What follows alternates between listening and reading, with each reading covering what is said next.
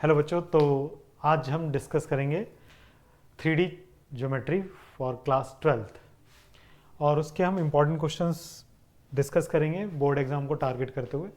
तो जो board exam के लिए इम्पॉर्टेंट क्वेश्चंस हैं उन्हीं को हम टारगेट कर रहे हैं, जिसमें हमने सबसे पहला क्वेश्चन लिया है शॉर्टेस्ट डिस्टेंस बिटवीन लाइन्स। तो आपको समझना चाहिए कि shortest distance between two lines, तो यहाँ पर ज़रूरी नहीं है कि लाइन्स पैरेलल भी हो।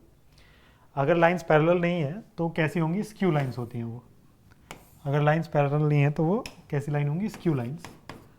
और स्क्यू लाइंस कैसी होती हैं? स्क्यू लाइंस वो लाइंस होती हैं जो ना तो पैरेलल होती हैं और ना ही इंटरसेक्ट करती हैं। तो ये सिर्फ 3D में पॉसिबल है। जैसे ये लाइन एक है, एक लाइन ये है, तो ये इस डायरेक्शन में से मूव करती रहेगी और ये इस डायरेक्शन में से मूव करती रहेगी।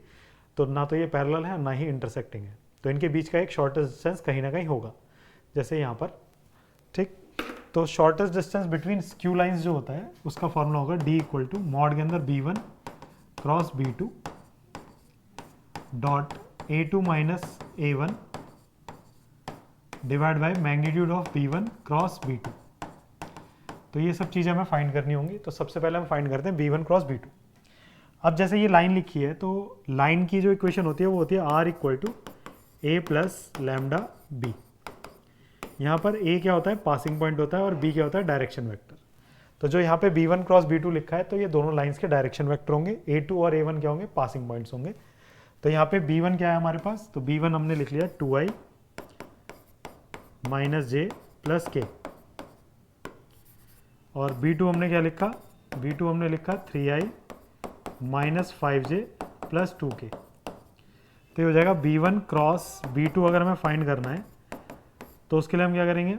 i, j और k, 2 माइनस 1 1 3 माइनस 5 और 2।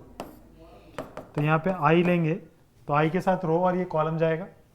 इस रो और इस कॉलम को हटाएंगे तो 2 1 2 माइनस 2 माइनस ऑफ माइनस 5, और माइनस j के साथ ये रो और ये कॉलम 2 2 4 माइनस 3 1 3, फिर प्लस k के साथ ये रो ये कॉलम, तो 5 2 10 माइनस 10 5 2 10 और माइनस ऑफ माइनस 3। तो ये हो जाएगा i इंटू प्लस का 5 माइनस 2 तो 3 माइनस j, 4 में से 1 गया 3 गया तो 1 प्लस k, और k के साथ ये प्लस का 3 माइनस 10 तो माइनस 7। तो हमारा B1 क्रॉस B2 जो आएगा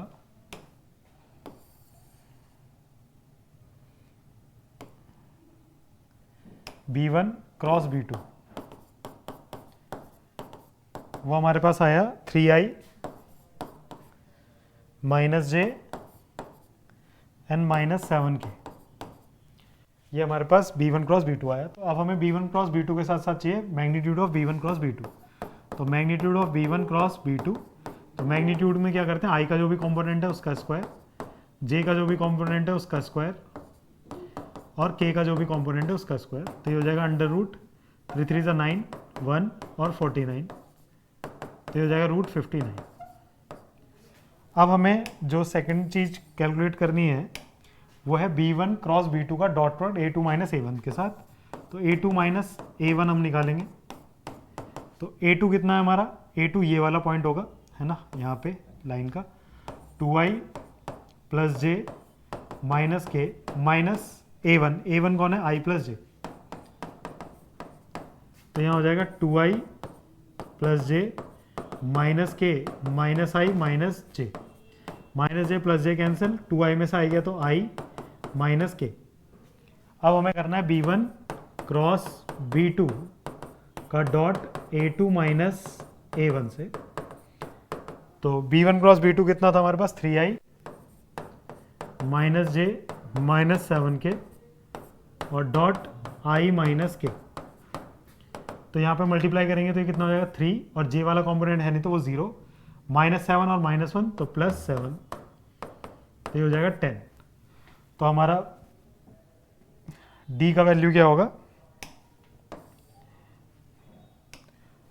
तो d इक्वल टू होगा, देखो B1 cross B2 dot A2 minus A1 हमने निकाल दिया, वो कितना है?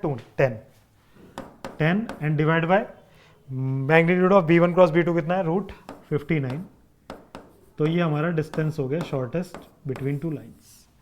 तो इंपॉर्टेंट क्वेश्चन है, एग्ज़ाम में आने के चांसेस बहुत ज़्यादा हैं, तो अच्छे से देख लीजिए, ध्यान से समझ लीजिए।